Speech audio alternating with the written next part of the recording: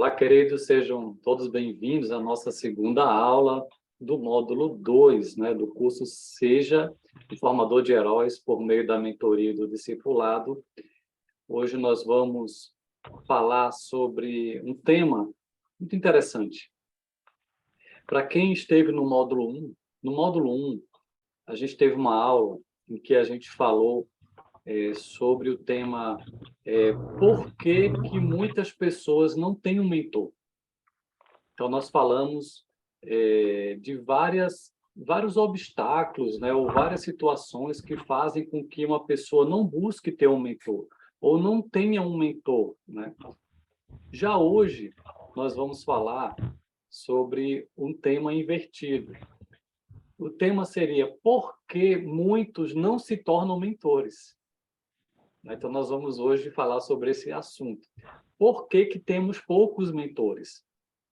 Por que poucos se tornam mentores? E quais são os obstáculos que levam essas pessoas a não se tornarem mentores? E nós temos falado que o papel de mentorear pessoas ou discipular pessoas é a chave da vida do reino.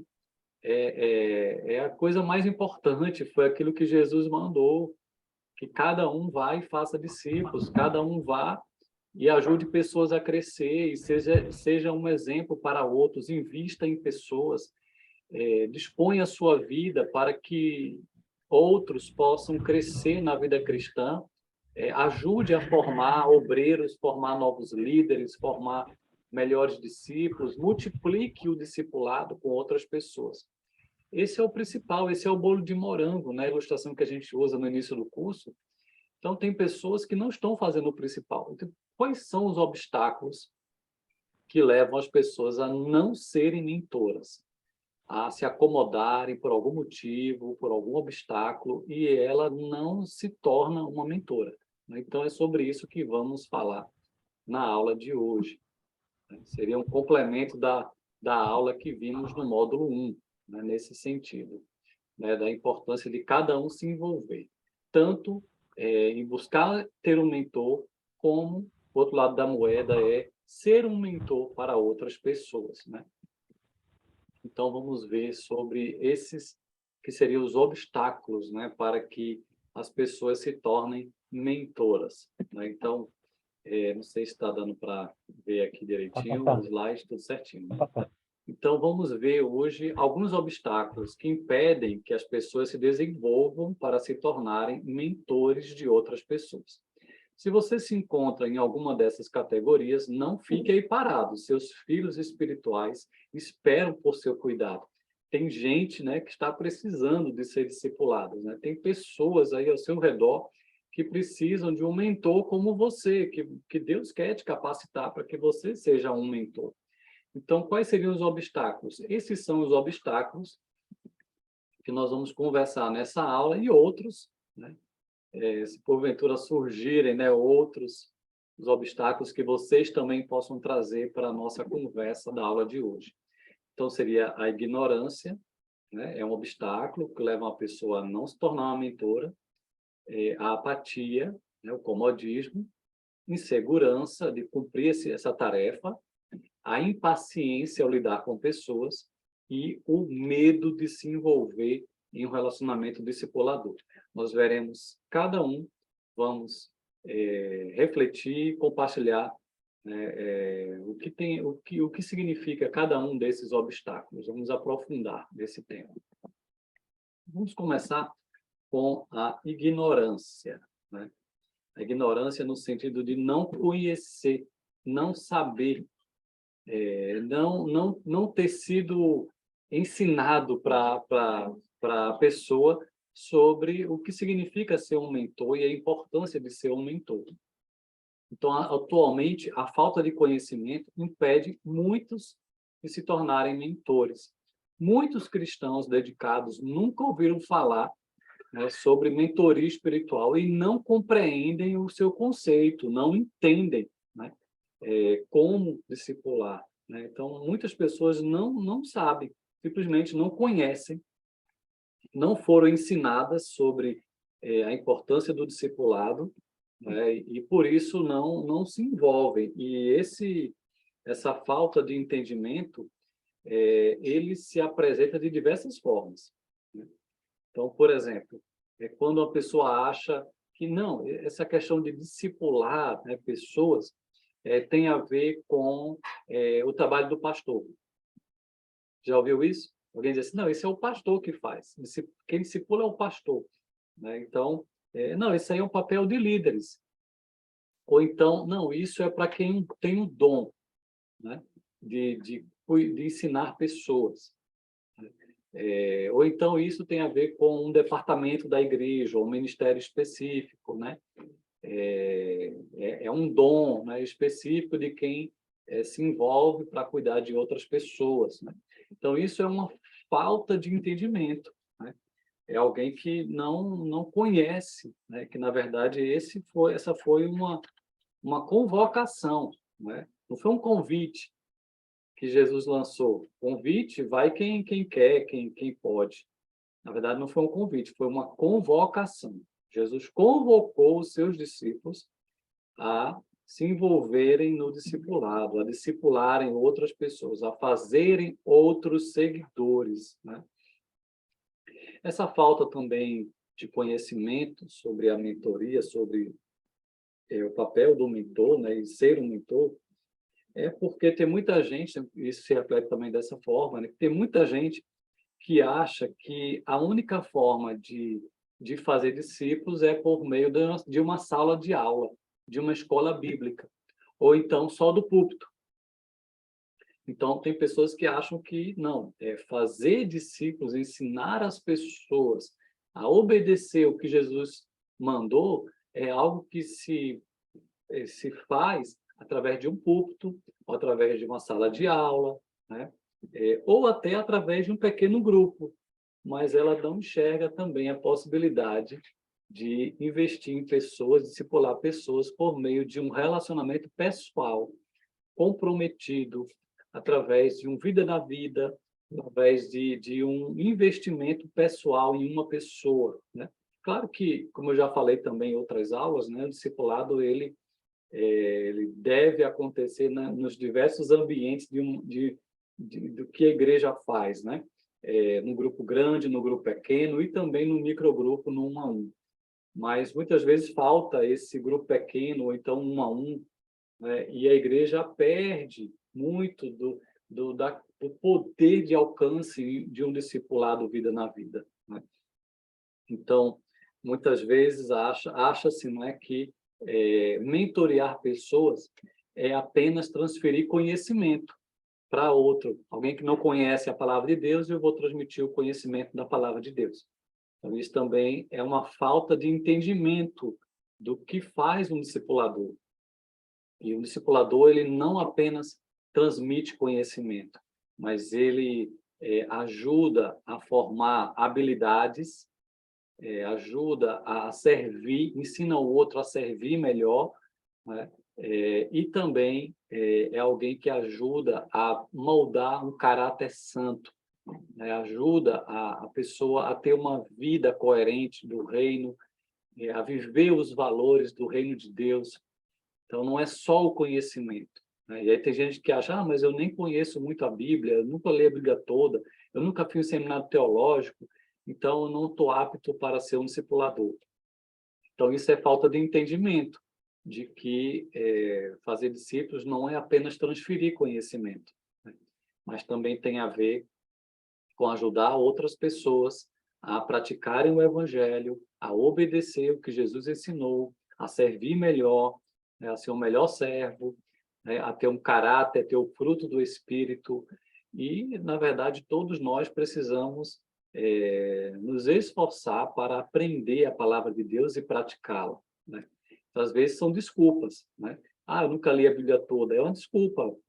Se nunca leu, vai ler, vai se preparar, vai se esforçar para ser um modelo de vida cristã para outras pessoas, né? Então, isso é uma ignorância, né? É uma falta de entendimento do papel do mentor e, por isso, não se junta a essa tarefa, né, que todos deveriam se envolver.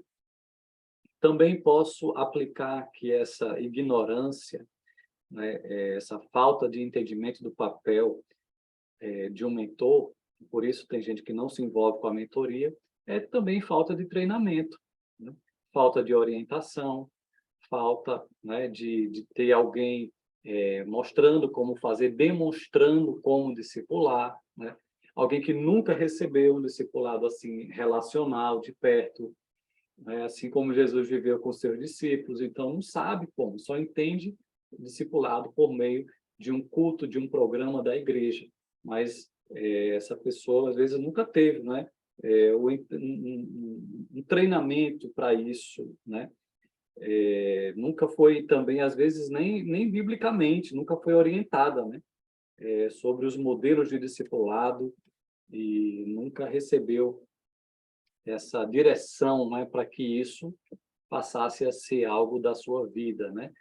Às vezes não vê o pastor fazendo, não vê os líderes fazendo, então por que eu vou fazer, né? O que eles não estão fazendo, né? Então não sabem fazer porque nunca viram também alguém fazer, né? Então, olha só, quando compreendemos que Deus é um Deus de famílias, que deseja que cada pessoa seja um pai ou uma mãe espiritual para outra pessoa, para outras pessoas, aí sim nós vamos entender a importância da mentoria espiritual, do discipulado de vidas. Nós não somos, né, nós não mais somos ignorantes e temos a responsabilidade de corresponder. Então, precisamos ensinar, né, o que o Senhor quer de nós, ensinar e praticar, né, uns com os outros para que mais pessoas sejam capazes de discipular, né? Foi o que Paulo falou a Timóteo. Paulo orientou Timóteo. Digo, olha, Timóteo, tudo que você aprendeu de mim, tudo que você viu que eu fiz, que você me ouviu falar, você precisa agora investir, transmitir a homens que sejam capazes, né, fiéis e capazes de ensinar a outros. Então, Paulo orientou Timóteo, olha, você precisa continuar um movimento multiplicador de discipulado, vida na vida, né, como eu tenho te ensinado, né? Então, eu preciso ensinar, orientar a igreja, né, cada um, né, para que ela se envolva. É como uma corrida 4x100, né, que tem o bastão, e o bastão é passado de mão a mão. Então, cada pessoa, tem que garantir que cada pessoa, né, aprenda como discipular, receba essa mensagem, pratique essa mensagem, não seja só ouvinte, mas praticante, e leve o bastão para outra pessoa de mão em mão. O evangelho precisa ser passado. Discípulos são feitos, né, de mão em mão, vida a vida, né? Então, outra questão da ignorância é a falta de modelos. Às vezes a pessoa nunca teve um modelo, nunca teve alguém que lhe discipulou, por isso ela não se sente, né, capaz de discipular outra pessoa. Então, a falta de um mentor espiritual em nossa própria vida pode ser a causa de ficarmos à margem, porque não temos ideia de como mentorear. Muitas pessoas precisam aprender observando o outro, né? Não só ouvindo um ensino de alguém sobre o tema, mas observando alguém em ação. Talvez pelo fato de nós mesmos não termos tido um pai natural ou espiritual, né, para nos guiar. Pensamos que sem a figura de um pai na nossa vida, nós jamais poderemos ser um mentor para alguém. Então, isso também é um entendimento errado, né? E aí, o livro, né, como Ferro Fio Ferro, né, é o pai e o filho que escreve, né, os Hendricks, né, eles vão explicar sobre isso, dizendo assim, olha, eu li um livro para pais sobre treinar seus filhos para se tornarem homens de Deus. O homem que escreveu o livro conta que cresceu com um pai que quase sempre estava bêbado. Ou seja, ele tinha um pai fisicamente, porém, emocionalmente, seu pai não estava envolvido em sua vida. Então, ele não tinha um bom exemplo de pai. Entretanto, o autor, né, desse livro, né, se recusou a permitir que sua infância sofrida fosse uma desculpa para não ser um bom pai para seus próprios filhos. Então, ele deu a volta por cima, né? Ele procurou, né, aprender a ser um bom pai. Quando ele teve seus filhos, ele assumiu o compromisso de treinar uma nova geração inteira de pais para treinarem seus filhos para Deus. Então, da mesma forma, você pode ser um pai espiritual para outras pessoas, porque você tem Deus como um pai perfeito. Nós temos o Senhor, né? Nós temos Jesus, e Ele é o nosso mestre, Ele é o nosso discipulador.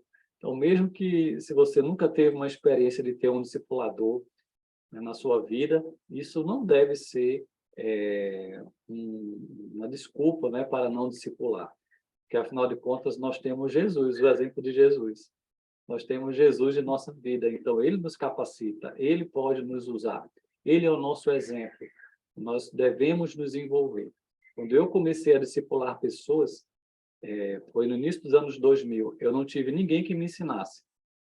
E eu comecei de uma maneira também ainda muito, como é que eu posso dizer, ainda muito imatura. Eu não comecei a discipular pessoas sabendo de tudo, tendo grandes habilidades, grande entendimento, não tinha. Não tinha tido nenhum discipulador de perto, no 1 a 1, apenas em grupo pequeno. Apenas através dos púlpitos e dos grupos pequenos, lendo livros.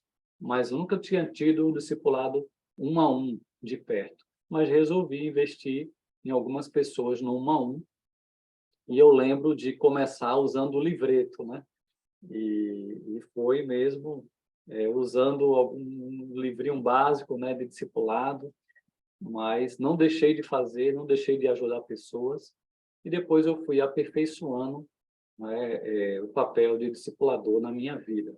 E graças a Deus que depois surgiram discipuladores que me ajudaram na caminhada a continuar crescendo.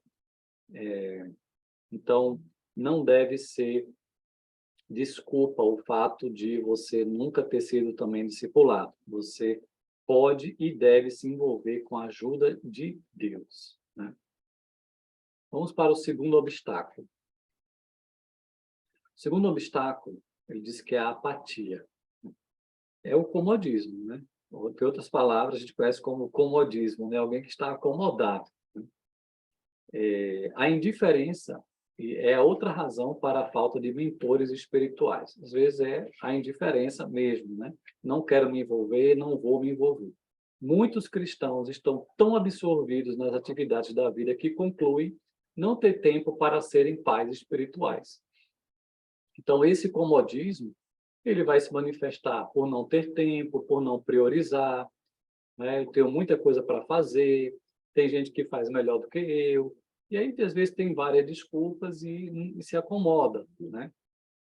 Porém, essas coisas não devem tomar o lugar da aventura, que é ajudar outras pessoas a crescer. Ela traz profunda satisfação e edifica a nossa fé. Quando a gente se envolve com o discipulado, nós somos revitalizados. Nós nos sentimos próximos de Deus, fazendo a vontade de Deus. Isso nos fortalece, isso nos dá vigor espiritual, isso nos anima a crescer.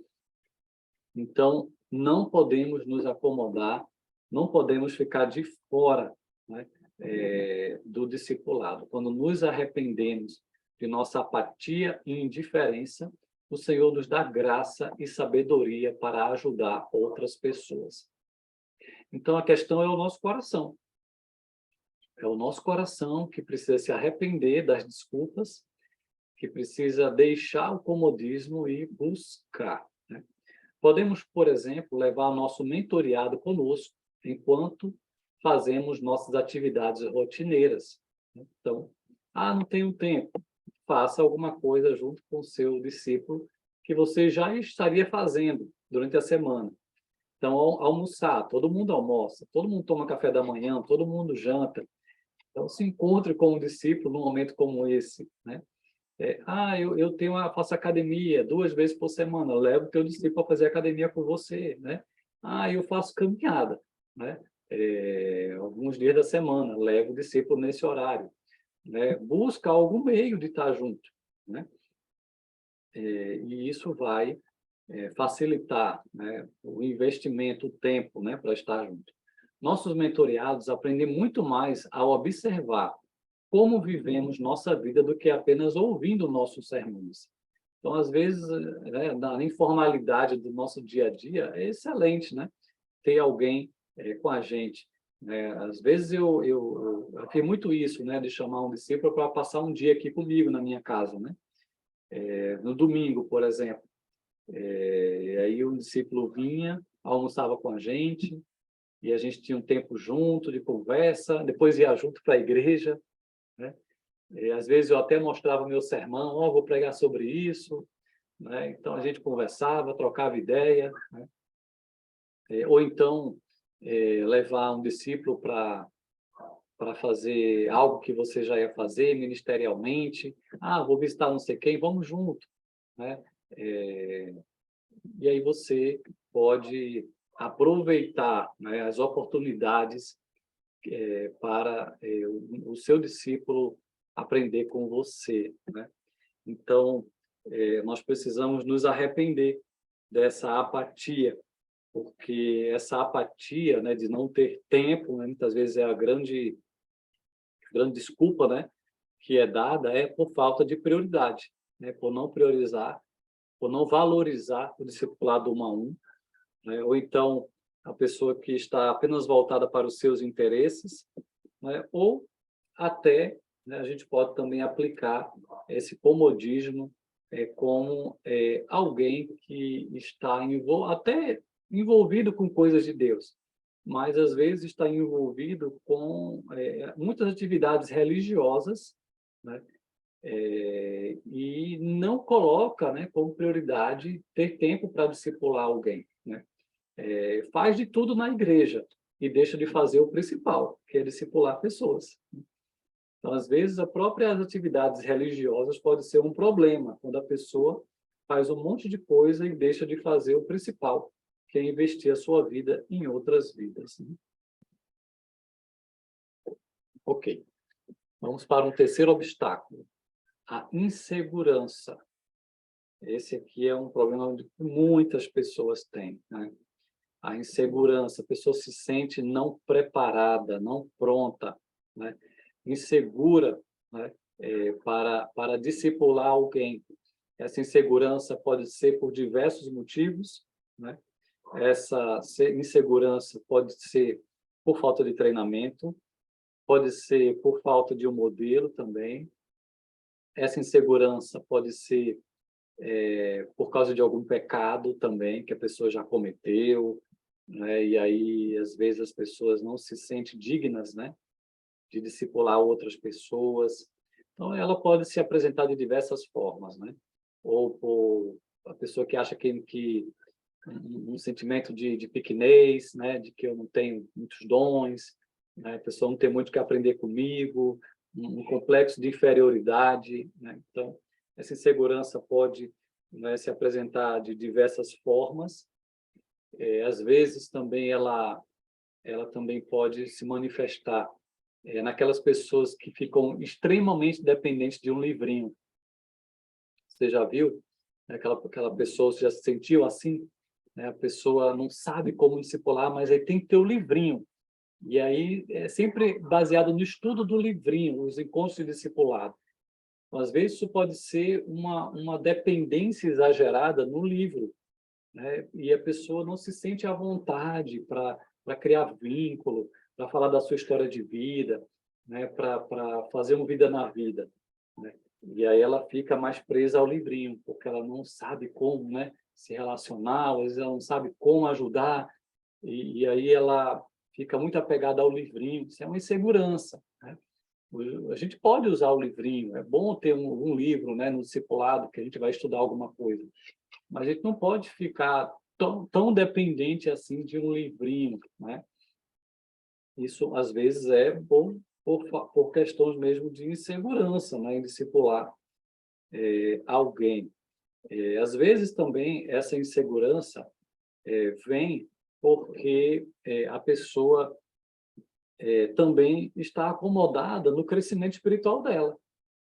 Então, como ela se acomodou, né, no crescimento espiritual, então ela realmente não tem também muita coisa para ensinar, porque ela não tem muito testemunho para contar, Às vezes, o testemunho que ela tem para dizer é de 20, 30 anos atrás. Mas ela não tem uma vida, né, com Deus atual, né? Ela não tem andado com Deus como deveria andar. Então, isso bate uma insegurança quando a gente vai discipular alguém, né? A gente já deveria ter amadurecido e não amadureceu. A gente já deveria, né, já estar em outro nível, outro patamar, né? E aí, como a gente não se desenvolveu, outros ao nosso redor cresceram, gente da nossa mesma época, né? Cresceram, se desenvolveram, fizeram isso, fizeram aquilo, e às vezes a gente não, né? Então, isso se manifesta numa insegurança natural, porque a pessoa não buscou crescer em Cristo, não buscou amadurecer, não buscou se desvencilhar daqueles pecadinhos, né? É, que se tornaram uma fortaleza espiritual, que aprisionam. E aí isso deixa mesmo, né, uma insegurança, né, quando aparece gente para discipular, e a gente não se sente apto para isso, né? Mas nós podemos vencer essa insegurança buscando um crescimento, buscando praticar a palavra de Deus, não tem outro caminho. E Beong vai dizer que a melhor forma de crescer é ajudando outros a crescer. Então, o próprio desafio de ajudar outra pessoa, nós somos desafiados a crescer, sair daquela mesmice, daquela vida medíocre espiritual. Então, isso também nos incentiva, né? Então, também não deve ser desculpa não cuidar de ninguém porque eu não cresci como eu gostaria, né? Porque sempre vai ter alguém que precisa de nós, sempre vai ter alguém que precisa do que a gente já sabe, do que a gente já tem em Deus, né? Basta a gente olhar mais, ter um olhar mais atento e se dispor a buscar pessoas que a gente possa, né, discipular, né? Às vezes também essa falta de ser um discipulador é porque a pessoa não conseguiu encontrar um discípulo. A gente chegou a falar sobre isso, né, no módulo 1. Às vezes a gente não tem um mentor porque a gente não consegue encontrar um mentor. Mas o outro lado também acontece. Às vezes a gente não se torna mentor porque a gente não encontra um discípulo, né? Às vezes a gente até quer, a gente, né, a gente busca, mas não acha, seja porque a gente não persevera, seja porque a gente não convida ninguém, a gente espera ser convidado, né? Quando a gente também poderia convidar pessoas, né? Ou então a gente até já tem gente que a gente tem vínculo, mas a gente poderia ser um discipulador dela, mas a gente não transforma esse vínculo num relacionamento com propósito, num relacionamento intencional de ajudar o outro a crescer, porque não deixa claro isso. Oh, que tal a gente estudar juntos a palavra de Deus e crescer juntos, né? Às vezes você não precisa nem dizer que você vai ser o mentor dela, né? Você pode convidar alguém, né? Vamos nos encontrar regularmente para se ajudar espiritualmente. E aí, na prática, você se torna o discipulador dele, mas não precisa dizer que você é o discipulador dele, né? Às vezes é até estratégico, né, fazer isso, né? Porque tem gente que se perceber que você está se tornando o discipulador dele de maneira oficial, pode ser que fique meio preocupado, receoso, né? Não, tipo assim, eu já tenho tempo de igreja, às vezes pode ter isso, né? Mas você começa a caminhar, você começa a investir, começa a ouvir ele, como é que você está, começa a pastorear. Daqui a pouco, se ele perceber, ele já se tornou teu discípulo, né? Está aprendendo com você, né? Claro, o discipulado também é uma parceria, uma via de mão dupla. A gente nunca vai só para dar, a gente também recebe, a gente também aprende, né? Então, que tal a gente começar assim, né? Então, essas podem ser questões, né, que nos atrapalham de nos tornarmos mentores, discipuladores. Então, como lidar com a insegurança, né? Às vezes surgem questões assim, como Deus vai poder me usar? Eu não sei como ser um mentor. Eu tenho medo, eu não conheço suficientemente a Bíblia, há coisas na minha vida que precisam melhorar. Então, às vezes tem várias justificativas até reais, né? Que são angústia para alguns, né? Então, o que fazer, né? Se você se sente assim, você não está sozinho. Vamos lembrar de alguns personagens bíblicos. Moisés disse a Deus que tinha dificuldade de falar, né? O Senhor chamou ele para mentorear um povo e ele, não, Senhor, eu não sei falar, né? Jeremias disse a Deus que era novo demais, né, para ser um profeta para as nações. Josué estava com medo da grande tarefa, né, de conduzir o povo nas batalhas, e o Senhor o encorajou, né, várias vezes, né, dizendo que estaria com ele, assim como esteve com Moisés, né? Gideão pensava que havia sido criado na família errada, né? A menor das famílias, né? Quem sou eu para entrar na batalha, né? Contra os midianitas, né? Então ele achava que não dava para ele, né? Que o Senhor estava pedindo dele. Então tem tantos personagens, né? Que ficaram, né, receosos, né? Inseguros de cumprir a missão, né? E a lixa continua. Qual é a sua insegurança hoje? Quem sabe a gente conversa isso na hora que a gente dá aquela pausa, né? Vai pensando aí, tá? A gente conversar. Talvez você não estudou em um seminário ou escola bíblica, mas o pouco que você sabe certamente é mais do que sabe um bebê espiritual que o Senhor deseja que você mentoreie, né? Então, se envolva, mãos à obra, né? Deixa Deus te usar. Inseguranças nos mantêm paralisados, impedindo que deixemos a nossa zona de conforto. Entretanto, se nós confiarmos em Deus e lhe obedecermos, ele permitirá que usemos nossos dons e até mesmo os aumentará no seu serviço. Ele nos dará coragem e determinação. Ele mesmo vai moldar o nosso coração para isso. Ele mesmo nos dará um coração pastoral. Ele mesmo está interessado em nos capacitar. O amor de Deus sempre vencerá o temor do homem. Não deixe o medo, o receio, né, da sua humanidade, da sua limitação, impedir o agir de Deus em você e através de você. Então, faça a sua parte, busque, dependa do Senhor, e Ele vai te usar, né? Nós temos tantos exemplos disso, né, na Bíblia, né? É pela fé que a gente faz a obra do Senhor, na dependência dEle, né? Com um coração dependente de Deus. Vamos lá. Vamos para o quarto obstáculo, né? O quarto obstáculo, né, que impede pessoas de se tornarem discipuladores, mentores, é a impaciência. Isso aqui acontece demais, né? A falta de paciência nos fará desistir se não virmos resultados imediatos. A gente quer um resultado curto, né?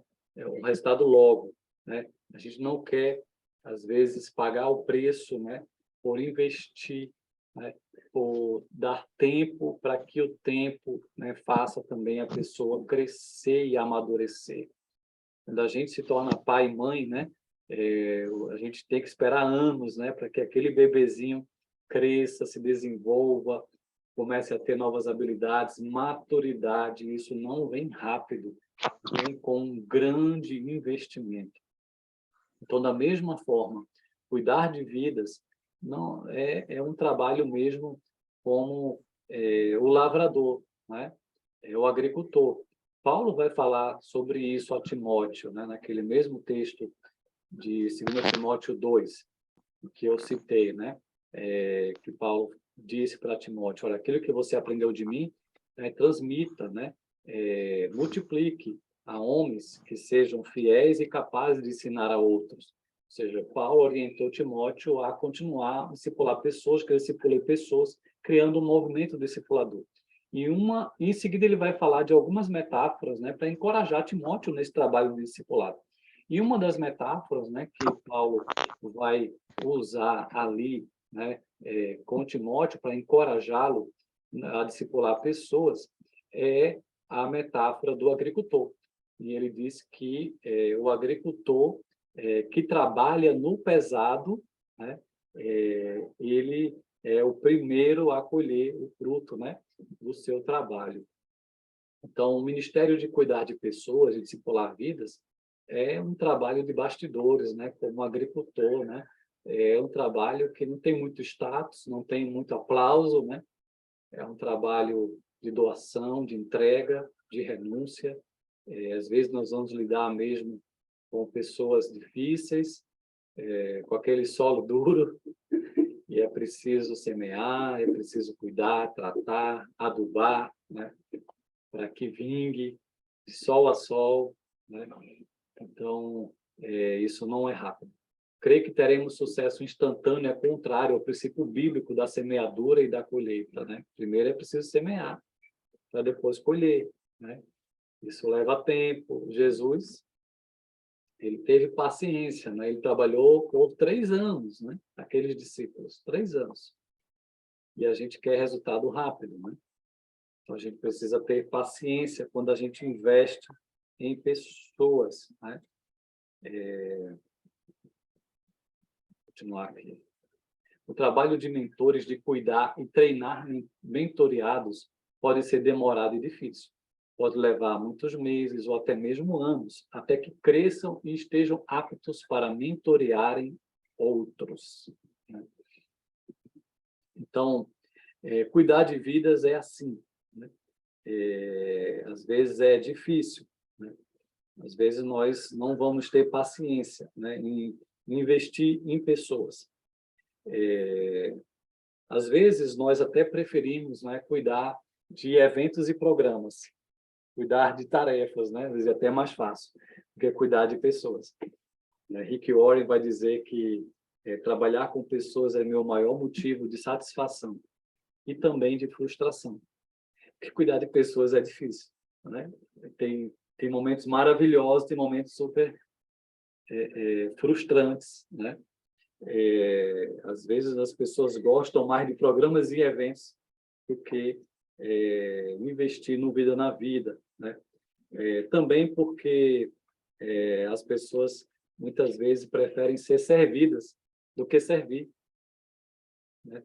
Então, a gente precisa ajudar essas pessoas a crescerem, a amadurecerem, a aprender que mais bem-aventurado é dado do que receber. Então, isso dá trabalho, isso não é uma coisa rápida, né? Então, eu lembro de algumas pessoas, né, que eu discipulei, ou células, né, que eu liderei, e tinha pessoas tão difíceis, né? Tinha gente complicada, né? Então, fiz até uma listinha aqui de gente, às vezes, que a gente precisa ter paciência, né? E nem sempre a gente também, nós seremos aqueles que vão colher os frutos. Talvez a gente vai passar uma temporada com algumas pessoas, investindo nelas, e depois desse tempo que a gente tiver com ela, depois de 2, 3 anos, de repente a gente se separa por algum motivo, e aí lá na frente essa pessoa amadurece. E outros vão colher a bênção de ver essa pessoa amadurecida. Não sei se você já experimentou isso, eu já vi isso muito acontecer, né? Em ajudar pessoas, né? Então, já pensou você ter que discipular alguém que é pão duro, né? Alguém que é avarento demais? Já vivi esse tipo de situação, né? Aquele tipo de pessoa que, se ela te tirar no amigo secreto, você está frito, né? Você vai ganhar o pior presente, né? Então, às vezes, né, gente que não é generosa, gente que primeiro é para si, não compartilha, não é fiel nos dízimos, né? Isso dá muito trabalho lidar com gente assim. Ou então com o João Grosseirão, sabe aquela pessoa que é muito grosseirona, e dá a resposta atravessada, e você tem que amar essa pessoa, tem que ser gentil, né? Essa pessoa que gosta de dar patada no outro, né? E às vezes é muito grosseirona, você tem que ajudar essa pessoa a entender que ela precisa ser mais gentil, que ela precisa ser mais amorosa, cuidadosa, né? Ou então o Gasparzinho. O Gasparzinho é aquele que some, né? Tem hora que some, né, e não se compromete. Quando você mais conta com ele, ele não está, né? E você tem que ter paciência. Às vezes é uma fase difícil, às vezes é porque ele está muito sobrecarregado de tantas coisas, né? A gente tem que ajudar essa pessoa a se comprometer, né? Ou então o cabeção. Cabeção é aquela pessoa que tem muito conhecimento, né? Tem muito conhecimento, mas não tem vida prática.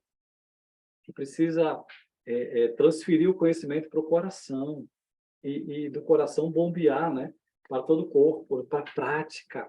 Então, tem gente que tem muito conhecimento teológico até, mas não dá fruto, não investe em pessoas, não tem um evangelho prático. Precisamos ajudar essas pessoas, né?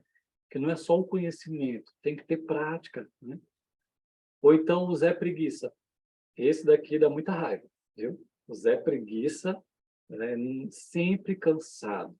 né? Vamos fazer a leitura bíblica do ano. Ah, não chega nem a Êxodo, né? Aí alguns reclamam de números, né? Que números, né? Ou então, quando começa a falar do tabernáculo, aí cansa, né? E não continua. Tem gente que não consegue nem começar Êxodo, já morreu em Gênesis, né? Você já viu gente assim, vamos orar, aí dorme. Eu tive um discípulo que uma vez eu fui assistir um filme com ele. Vamos assistir um filme para ver se animava ele. Era um filme bem legal, estava super na expectativa de ver como é que ele ia ver aquele filme. E um desses filmes aí que a gente indica, né? Um filme maravilhoso. E aí, o filme mal começou, o infeliz estava dormindo, né? Estava roncando. Então, você tem que ter paciência, né? Com essas pessoas, né? Preguiçosas, né?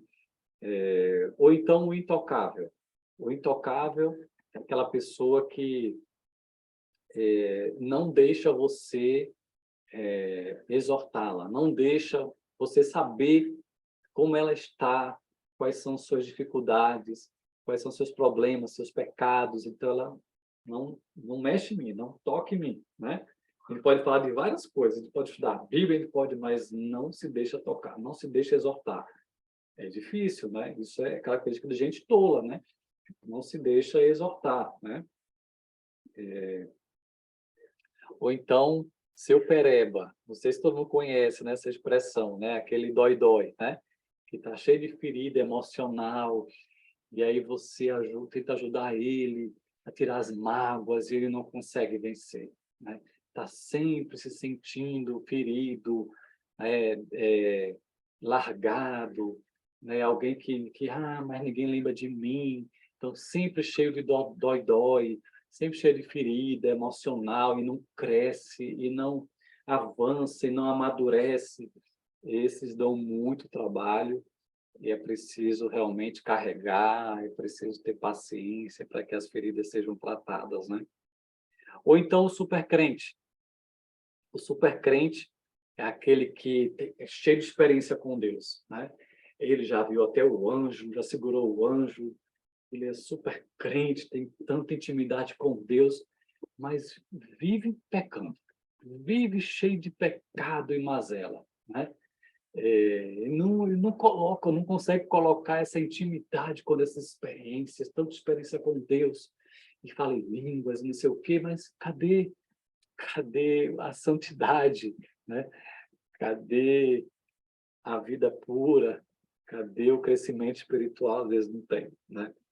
Ou então o grudento. Já viu o grudento, aquela pessoa que não te larga o tempo todo atrás de você, e você só pode dar atenção a ele, né? E às vezes é meio possessivo contigo, quer ter você o tempo todo, você não pode estar perto de ninguém, você não pode ser amigo de ninguém, tudo é para ele. Cuidado, né? Isso dá trabalho também, ajudar essa pessoa a perceber que você não é muleta dele, né? Que ela precisa é, ter outros vínculos, ter outros relacionamentos, que ela não aprende só com você como discipulador, né? Então, são esses exemplos aí que eu trouxe para vocês que a gente vai ter que, né, gastar tempo com essas pessoas, né? Investir, perseverar, né? E esperar, né, o tempo certo da maturidade. E é isso que é importante, né? A perseverança gera frutos, gera resultados. Isso não vem instantaneamente, isso vem com o tempo. Então, há 3 estágios, né, no cumprimento de qualquer visão, inclusive a visão de se tornar um mentor eficaz, né? Então, a gente não deve desistir de ser um mentor logo, né? Nos primeiros problemas, quando a gente cuida de pessoas. Então, olha os 3 estágios. O primeiro estágio é a lua de mel, né? Então, a gente, às vezes, começa super feliz como mentor. Ah, é tão bom cuidar de pessoas, né? Agora eu tenho uma responsabilidade, agora vou ter um amigo. E aí que só no início vê tantas coisas boas, mas aí tem o estágio do teste, que é o estágio 2, no qual a gente vai se deparar com gente complicada, com gente às vezes difícil, vai ter algum conflito, às vezes pode ter algum desgaste no relacionamento, né? E aí é o teste. Mas, se a gente passar no período do teste, com o tempo, a gente vai colher os frutos, né? O estágio dos frutos vai vir. né? Porque Deus está interessado nisso, porque Deus está trabalhando. Então, eu sei que nem todos vão vingar, acontece, né? Mas se a gente perseverar, vai ter os frutos. Vão ter aqueles que vão dar frutos. Eu lembrei da minha primeira célula que eu liderei, célula de casados. Primeira célula de casados que eu liderei. Eu lembro que isso foi mais ou menos em meados dos anos 2006. Isso. Eu tinha pouco tempo de casado, eu tinha uns 2 anos de casado, foi em 2006. Na verdade, a nossa célula de casais, quando a gente se casou em 2004, veio para a célula de casais, essa célula cresceu, 2 anos depois ela multiplicou. E aí, eu e minha esposa fomos líderes dessa célula. E só tinha casais de pouco tempo. Nós tínhamos 2 anos, e os outros tinham de 2 anos para menos. E foi um grupo que me testou de todas as formas, tanto como grupo, como individualmente nos discipulados. Então, testou a gente de todas as formas. E alguns desses exemplos que eu dei foi desse grupo, né? De gente difícil, complicada. Eu tentava de tudo naquele grupo, todas as estratégias, né, para ajudá-los a crescer, todas as ferramentas, e eu tinha pouquíssimo fruto, pouquíssimo resultado, né? Eu lembro de um momento em que os supervisores, né, que nos acompanhavam, nossa liderança dessa célula, um deles chegou até a dizer assim: olha, eu acho melhor você desistir dessa célula, essa célula não vai para canto nenhum. Essa célula está te desgastando, está te matando. Né? Ou seja, eu tive até a chance de deixar aquele grupo, né? Mas eu não senti paz. E eu respondi assim para o meu supervisor, digo: olha, eu não vou desistir desse grupo, porque qual o exemplo que eu vou dar para os outros se eu desistir do grupo no metade do caminho? Eu não vou desistir. Eu entendo que é um teste de amar pessoas, de cuidar de pessoas. E eu entendo que se Deus me deu, né, no tempo que Ele quiser que eu lidere e discipule essas pessoas, eu vou fazer. Né? Então, eu perseverei, dei o meu melhor. Depois de 2 anos à frente daquele grupo, 2006 até final de 2008. 2006, 2007, 2008. Praticamente 3 anos, né? 2 anos e meio, mais ou menos. Eu sei que aquele grupo acabou que recebeu outras pessoas, né, outros casais, e depois eu precisei deixar aquele grupo. A gente chegou até a multiplicar aquele grupo, depois de muito trabalho, né, a gente chegou a multiplicar aquele grupo, mas a gente deixou a liderança daquele grupo porque a gente recebeu, em 2009, uma outra tarefa ministerial. A gente se tornou responsável por outros grupos. A gente foi remanejado, né, naquela tarefa, e a gente se tornou pastor de jovens. Então, a gente deixou aquela célula de casais. Mas a gente não viu assim um crescimento assim muito grande de crescimento daquelas pessoas. Nós não vimos, né? Pequenos crescimentos, nada muito grande. E a vida passou. Depois eu fui pastorear outra igreja. O tempo passou. Eu sei que em 2017 a gente se mudou para Curitiba, né? E a gente estava saindo da cidade, né? Eu já estava em outra igreja e a gente estava saindo da cidade. E aquelas pessoas daquela célula de 2006, aqueles casais, souberam que a gente ia se mudar para o sul. E aí eles tiveram a ideia de reunir todo o grupo. Nem todo mundo ainda estava na mesma igreja, né? Alguns sim, outros não. Mas eles tiveram a ideia de reunir todo o grupo e ter um tempo com a gente de despedida, comigo e com a Luílma, né? E eles prepararam, sabe, uma noite com muita comida, com alguns presentes para a gente. Eles queriam, na verdade, nos honrar. Eles queriam agradecer, né, o nosso investimento, né, como líderes naquela época, em 2006 e 2008. E assim, o que mais me emocionou foi que cada um teve um momento em que falou, que expressou no grupo o que representou aquele tempo que a gente liderou eles, que a gente discipulou eles. E o que mais impactou foi que cada um deles diziam coisas assim: olha, nós nunca tivemos líderes como vocês. Vocês eram maravilhosos.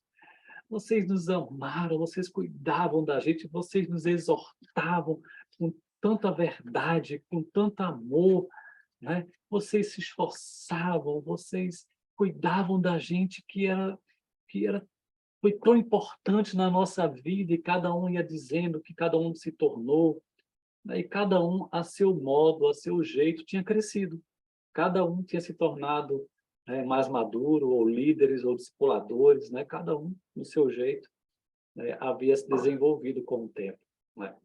E aquilo para mim foi impactante, né? E foi também uma resposta de Deus, de que o trabalho do Senhor nunca é em vão, de que vale a pena investir em pessoas, vale a pena ter paciência, vale a pena cumprir o propósito que Deus tem em discipular pessoas, né?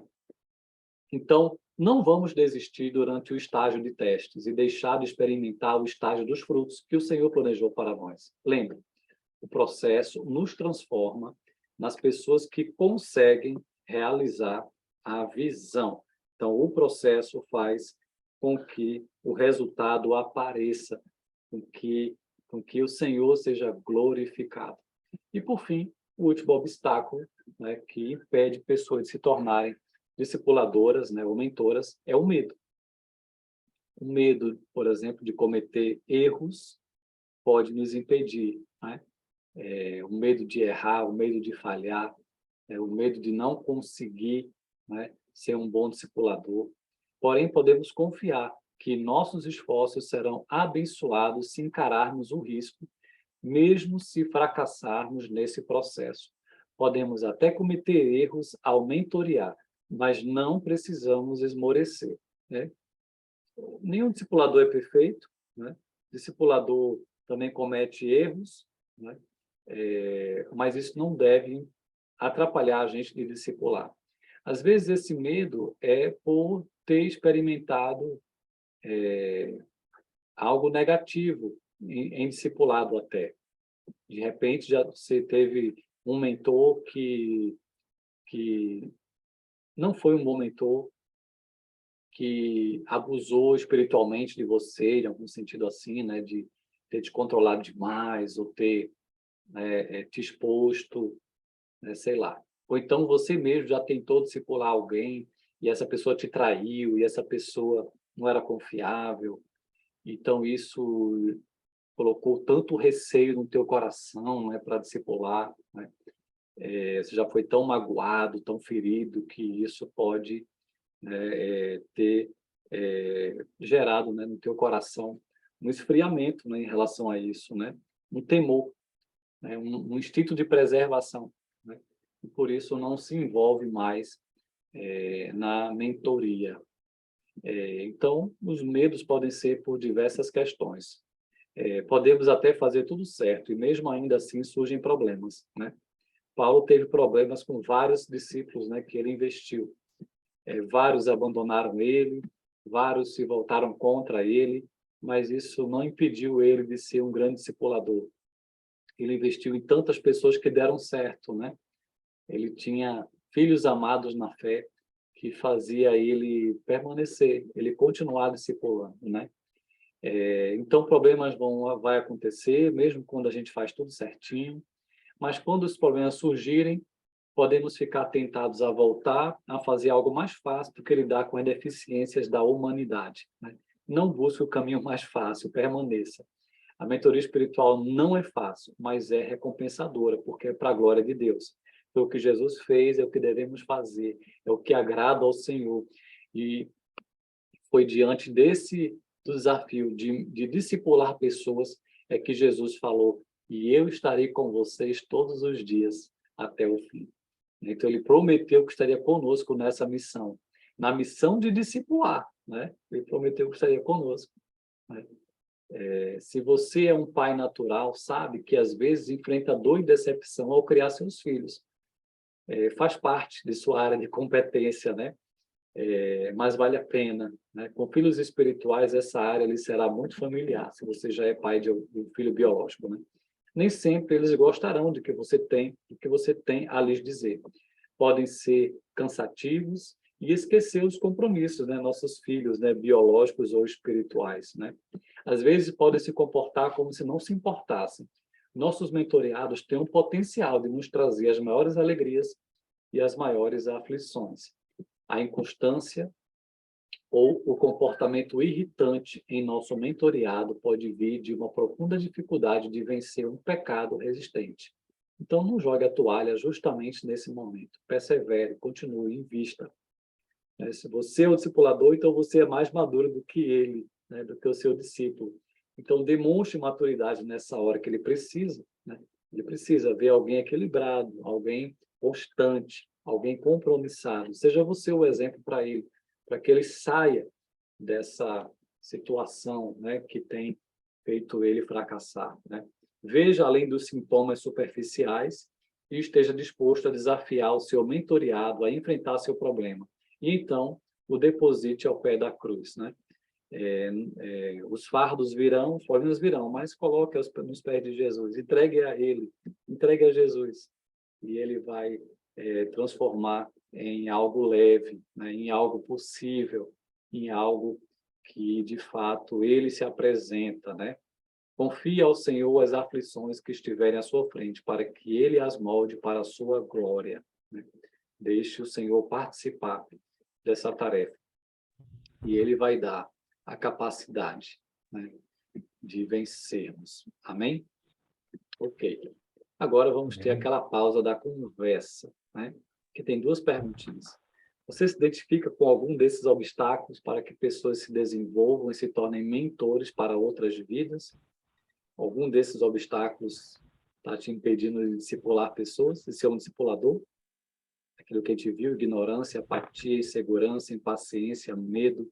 O que você precisa fazer para vencê-los? Se tiver algum outro obstáculo que você queira compartilhar, essa é a hora. E outra perguntinha, se você é um mentor, o que você tem feito para que seus mentoreados vençam esses obstáculos e se tornem, à sua vez, também mentores para outras pessoas? Talvez você já seja um mentor e você está cuidando de algumas pessoas, mas, de repente, essas pessoas ainda não se tornaram discipuladoras, né? Mentoras.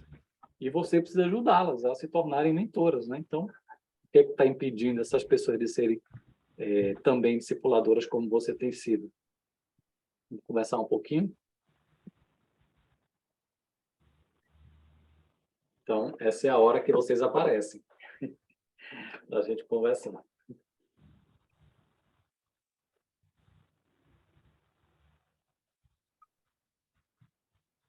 Olá, Fabiano e Leda. Que bom que vocês estão aí para nos ajudar. Estou esperando eu. Eu, semana passada, fiquei decepcionado, não fiz perguntas. Mas tu me lembrou uma coisa interessante, Alexandre. Eu passei uma experiência parecida. Quando a gente se mudou para Curitiba, o pessoal da nossa célula sentiu falta da nossa liderança. Impressionante. A gente semeou, parecia que nada tivesse crescendo, né? E, na verdade, quando fomos mudar para Curitiba, o pessoal da célula entrou em contato. Voltem, voltem. A Essa foi a Ledinha estava prova que estavam fazendo um perguntando, bom trabalho, né? a Ledinha estava perguntando por que seu nome, seu nome está Lee Man Benjamin Wong. Ah, Não é uma tá. pergunta do tema, né? Mas ela estava querendo saber. É porque essa conta é justamente dessa pessoa. É do meu mentor, lá da China. Ah, é? Interessante, muito interessante. Esse é Mentor da China, né? o nome Muito interessante. ocidental dele, né? Então tem a ver Porque com o tema, sim. É um mentor, né? Legal. o asiático, ele tem aquele cantonês, né? Que é um monte de rabisco, né? E aí eles precisam ter um nome ocidentalizado, com o nosso alfabeto, né? E aí eles escolhem um nome ocidental para poder interagir com o Ocidente, né? E aí esse é o nome ocidental dele, né? O nome dele é um xing-ling desse bem aí que a gente não entende, né? Mas aí ele escolhe um nome para se apresentar no Ocidente, né? Esse é o nome dele, porque essa é a conta dele.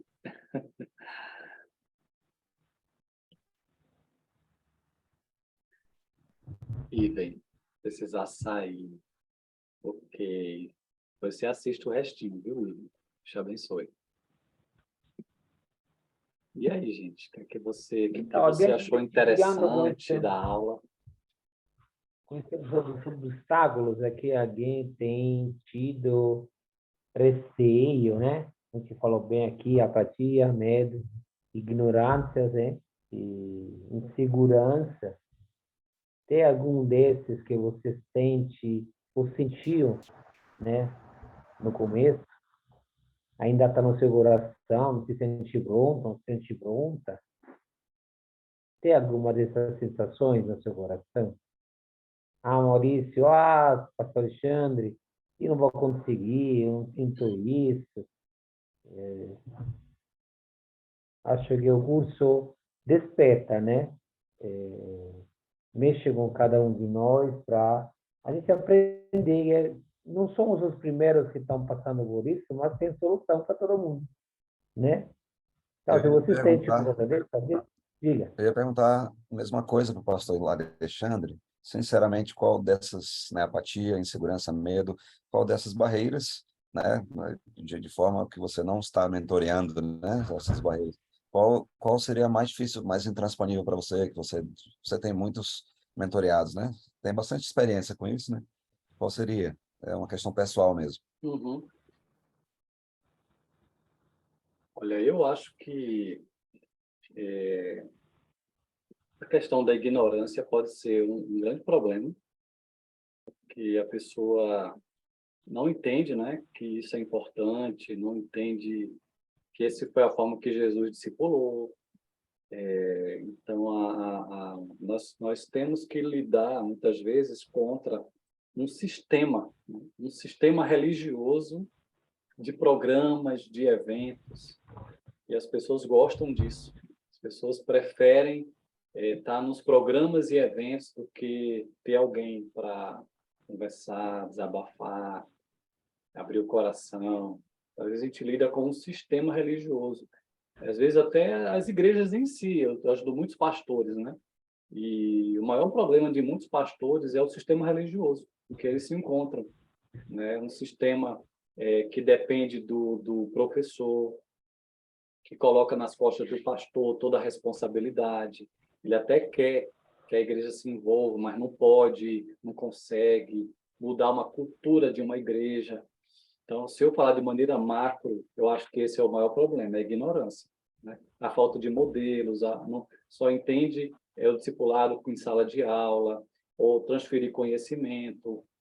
Falando de maneira geral, eu considero que esse é o maior problema que as igrejas enfrentam, né? A ignorância, né?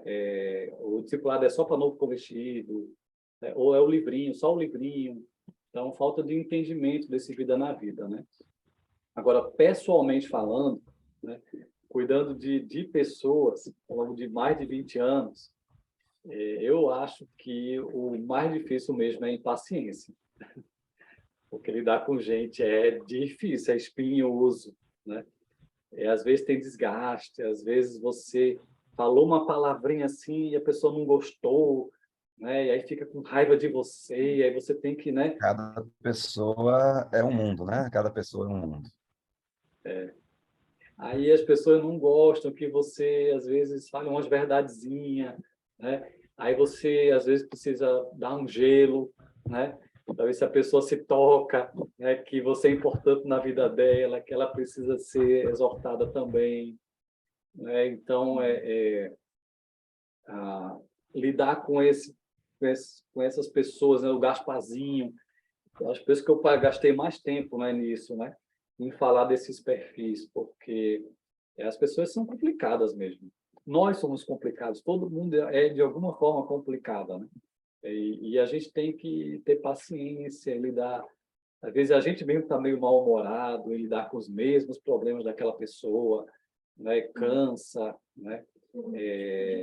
Dá muito trabalho cuidar de pessoas, né? Porque pessoas têm muitas dificuldades, elas mesmas são difíceis, são de lua, né? Às vezes as pessoas são muito mimimi, né? Às vezes a gente mesmo não tem tanta paciência, né? em algumas conversas, né? Então, eu acho que é o grande desafio que eu considero hoje mesmo é a impaciência, dos dois lados, né? Não só do discipulador, como do discípulo. Às vezes, o discípulo mesmo também não tem paciência com o discipulador, né? Por algum motivo, alguma falha do discipulador. Eu acho que lidar com o ser humano não é fácil, mas é o teste, né? Se a gente continua, dá um jeito, vai aperfeiçoando o relacionamento, gera frutos. Pastor, eu ainda não estou discipulando, né? Vou começar essa semana. Uhul! Ano passado eu estava com uma discípula no meu antigo trabalho, mas esse ano mudei de local, né? Então ficou um pouco impraticável. Uhum.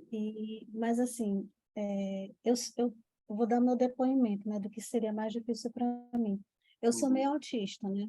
Então, Bem, então, não, já está no nível então, assim, moderado. o relacionamento, para mim, às vezes é um pouco mais difícil, principalmente quando a pessoa, digamos assim, uma pessoa que for grudenta comigo não vai dar certo. Porque Social. eu vou correr assim, bem distante, sabe? Então, são coisas que eu sei que eu preciso trabalhar, né? Imagino que eu sofro, Mas, né? Já sabe aí. Já. mas eu sempre fui muito assim, sozinha, individual, né? Desde sempre. Eu ia para a escola, na hora do recreio para a biblioteca, depois eu ia jogar xadrez, então, né? Então, minha vida assim sempre foi muito individual. Mas, recentemente, né?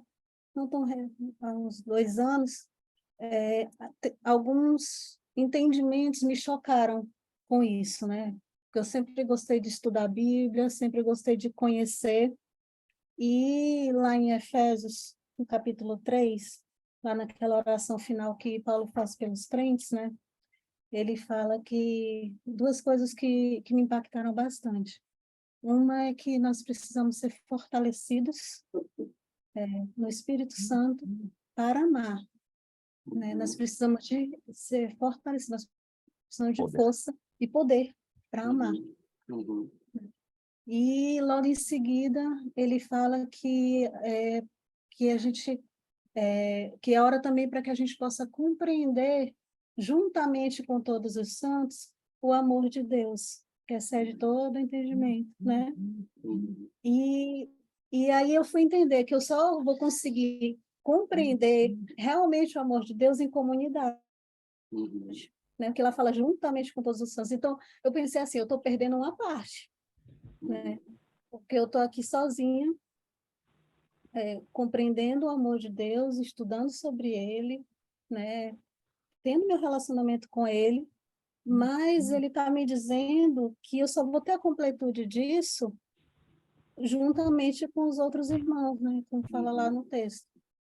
E então, assim, para mim tem sido um aprendizado, né? E um desafio, porque o meu raciocínio é muito lógico, então se a pessoa vem assim com muita emoção, com muito... Então é bem difícil, mas eu sei que Deus vai me conceder poder Amém. e força, né, para que eu vença essas barreiras. Excelente, muito bom, lindo, testemunho maravilhoso, Leda.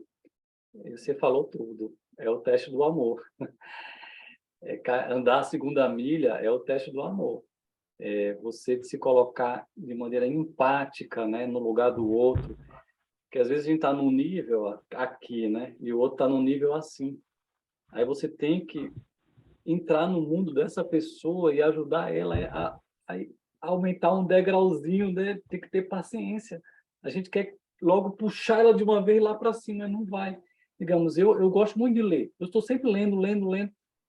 E aí, às vezes, eu estou lidando com gente que não lê nada. Aí eu tenho que ter muita paciência, né, para ajudar essa pessoa a entender que ela precisa ler alguma coisa, nem que seja um pouquinho. Não vai ferir, não vai doer, aí você tem que ter uma paciência, né? Às vezes eu empresto um livro, aí a pessoa dura 1 ano para ler um capítulo, e digo, não, então peraí, vamos ler junto. Então, essa paciência, isso é amor, né? de se colocar no lugar do outro, ajudar ela. Ah, mas aquela preguiça, aquela preguiça. Então, vamos orar junto, né? Vamos fazer junto, vamos desenvolver esse hábito. Então, isso tem que ter muita paciência, e isso é amor, né? É suportar o outro, né, nesse sentido, para ajudá-lo a crescer, ajudá-lo a se desenvolver, né? Então, você falou tudo. A gente tem que se colocar mesmo no nível do outro, se adaptar ao estilo do outro, sem perder, né, a direção, sem perder os valores. Às vezes a gente quer dizer uma coisa, a gente tem que esperar, não é a hora de dizer, né? É melhor esperar um outro momento, ela não está pronta para ouvir isso. Então, aprender isso é o teste do amor. Acho que esse é que é a beleza do discipulado Vida na Vida. Não vai ser fácil, né? Mas Jesus falou, depois de andar 3 anos com os discípulos, Jesus falou: eu agora chamo vocês de amigos. Então, Jesus estava interessado em um relacionamento comprometido, pessoal, amoroso, ao ponto de chamar eles de amigos, né? É porque estava dando certo, né? Ele foi moldando eles numa caminhada relacional que tira a gente, né, do comodismo, do conforto, e a gente entra no mundo do outro, e dar com o outro não vai ser fácil, mas e nesse desafio em transformar essas pessoas em nossos amigos, né, em amigos de Deus, né? A gente está buscando ser amigo de Deus e ajudar essa pessoa a ser amigo de Deus e meu amigo no processo. Isso é um amor, né? Isso tudo, Leandro. Maravilhoso. Excelente. Eu, Excelente. eu queria acrescentar uma coisa, Leda, que tenho certeza que com seu caráter, seu jeito de ser, o Senhor vai mostrar para você pessoas que precisam da sua ajuda, do jeito que você é, das suas capacidades, da forma que o Senhor desenvolveu as capacidades. Então, provavelmente o Senhor não vai colocar pessoas extremamente emotivas. Também vai colocar pessoas que... Porque o Senhor, acima de tudo, ama você e ama as pessoas que vai colocar os seus cuidados. Eu tenho uma frase que eu gosto de usar, e é verdade, segundo o meu ponto de vista, o maior interessado é Deus, sempre. Então, ele tem todo o interesse em desenvolver você como mentora, em desenvolver as pessoas que vão ser colocadas aos seus cuidados. Então, ele está preocupado com todos, inclusive as pessoas que você vai mentorear. Ele não vai colocar para você alguma pessoa que você não vai conseguir mentorear corretamente, porque ele está preocupado com você e com essa pessoa.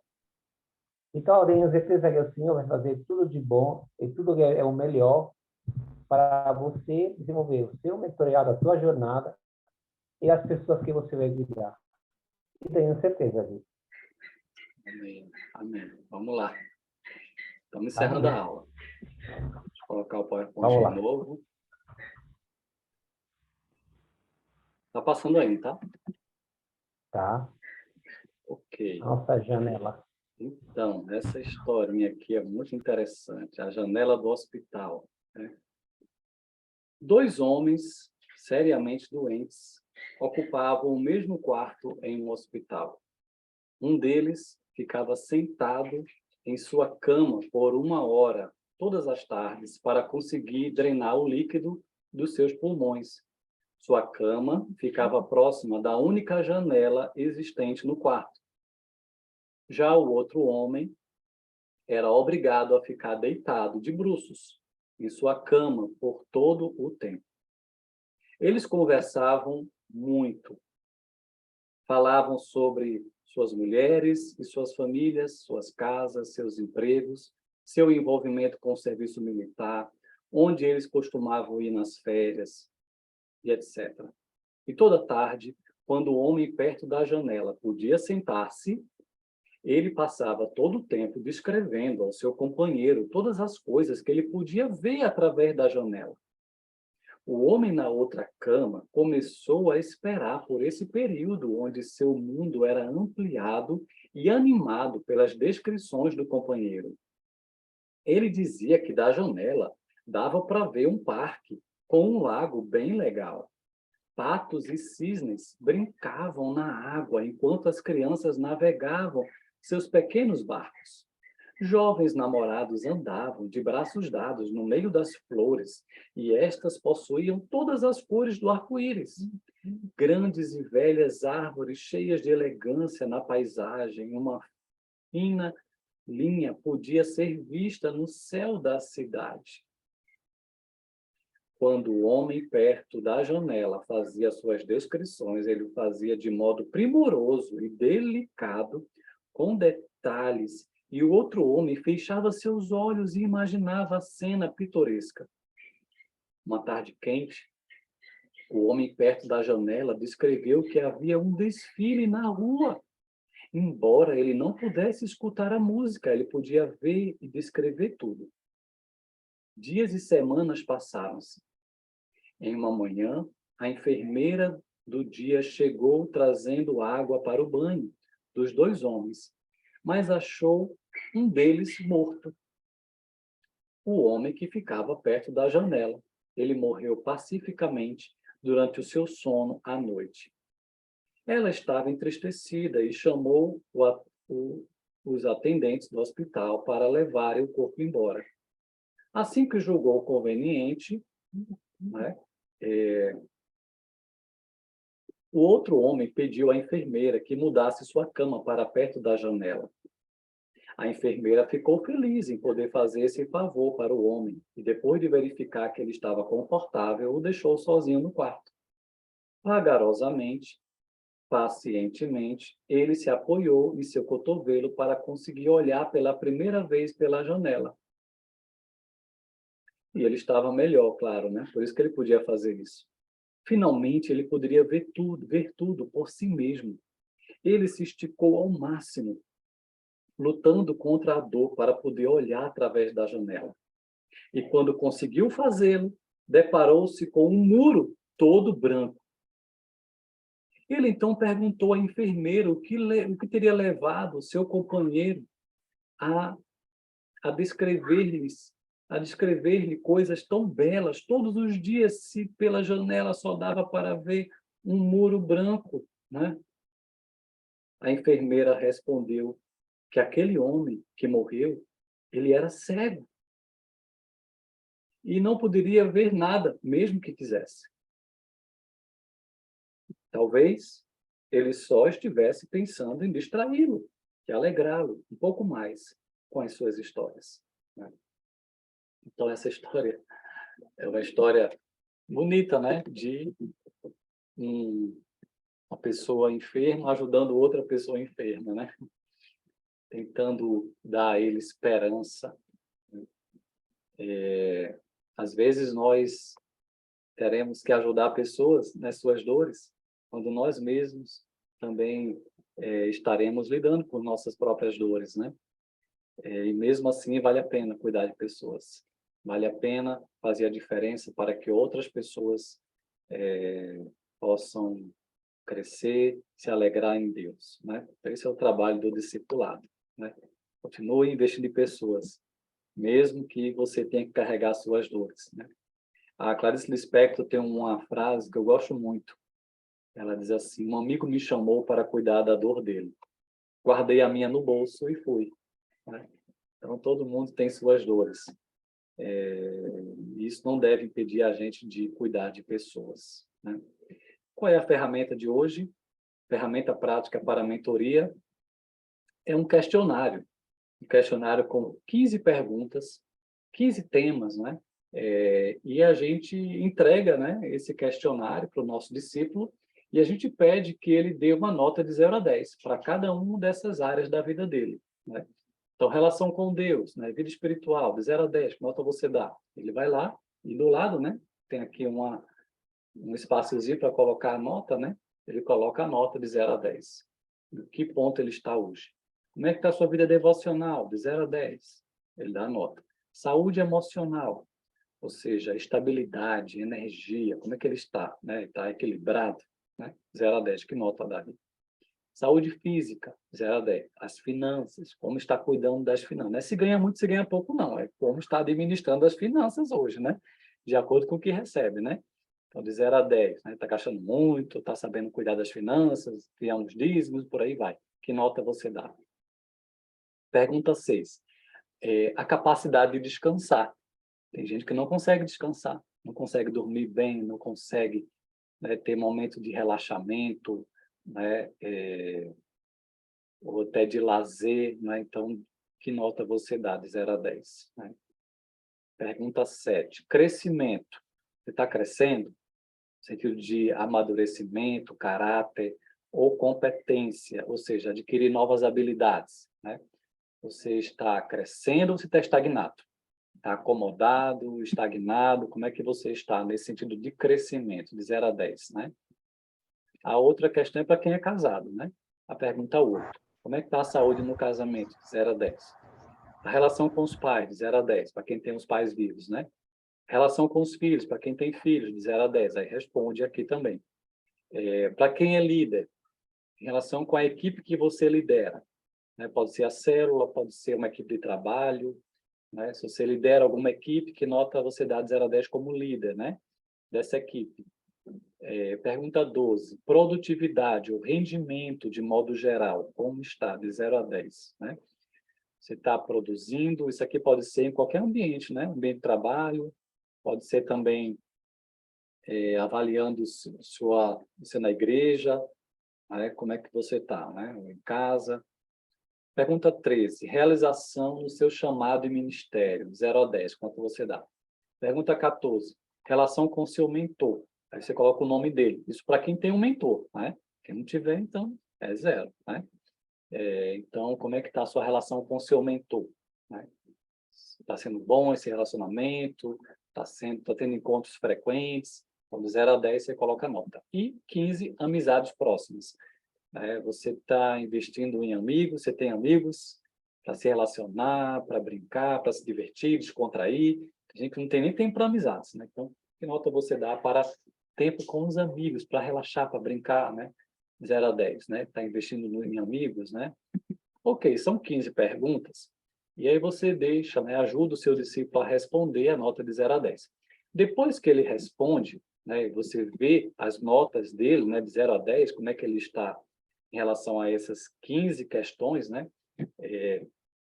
Você vai ajudar o seu discípulo a pensar, né, em quais áreas você está precisando um maior cuidado. Por exemplo, aquelas notas mais baixas, né? E outra pergunta é, em qual área você quer desenvolver mentoria no momento, atualmente? Então, de repente, você percebeu que a vida devocional está muito fraca. E aí você pode propor, né, para o seu discípulo, que tal a gente te ajudar a você crescer na vida devocional?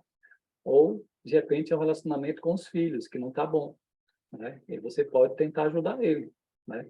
De repente, pode buscar a ajuda de outra pessoa. Talvez você, o mentor, não seja a pessoa mais ideal para ajudar nessa área, né? Mas você pode ter alguém como referência, ou então você pode estimular o seu discípulo a melhorar. Como melhorar isso? Você pode ajudar ele a pensar, buscar meios, né? Orar por isso, né? Então, você pode escolher alguma dessas áreas e, na mentoria, focar nessas áreas que está mais complicada na vida dele, né? Então, isso é um questionário, né, voltado para a liderança, mas que também pode ser usado para quem não é líder, né? E ajudando as pessoas a descobrir como é que elas estão aqui, faz tipo um diagnóstico, né, da vida dela, porque trata de tantas áreas, né, que não tem como a pessoa não se encaixar, né, na vida dela e descobrir como é que ela está hoje. E de acordo com essa descoberta, né, as áreas mais sensíveis, mais críticas, a gente conversa mais, a gente, na mentoria, dá uma atenção maior, né, e a gente presta contas mais dessas áreas para ajudar essa pessoa a crescer, a melhorar, ok? Então, essa é a ferramenta. E a dica de filme, né, para encerrar, é esse filme Escritores da Liberdade. É um filme baseado em história real, um filme maravilhoso, né? Eu não indico filme ruim, é só filme bom, né? Então, esse é top também, né? Escritores da Liberdade. Esse filme não é difícil de achar nessas plataformas aí de Netflix, tal, essas aí, acho que você encontra em alguma delas, ou então você aluga, mas vale a pena. É fantástico a história de uma professora que vai ter que dar aula pela primeira vez numa escola, num bairro, né? Acho que não me engano é o Brooklyn, né? É um bairro dos Estados Unidos que tem só tem violência, as tribos, né? De raças, é tudo muito separadinho. Na sala de aula isso é o que acontece. Tem os brancos, tem os negros, tem os asiáticos, tem os que querem estudar, os que não querem, é tudo dividido, tudo segregado. Essa professora tem que dar aula. E aí ela tem que mentorear essa turma complicada. Pense numa forma maravilhosa de mentorear que essa professora vai ensinar. E tem muitas coisas boas para nos ajudar a investir em gente difícil. Então, esse filme é sobre isso. A gente falou muito sobre isso, né? Hoje, sobre lidar com gente complicada. Esse filme, essa mulher, ela dá show de bola quando ela tem que lidar com gente muito complicada e transforma um limão numa limonada, viu? É um filme maravilhoso, ok? Então, deixa eu encerrar essa aula. Grande abraço a todos.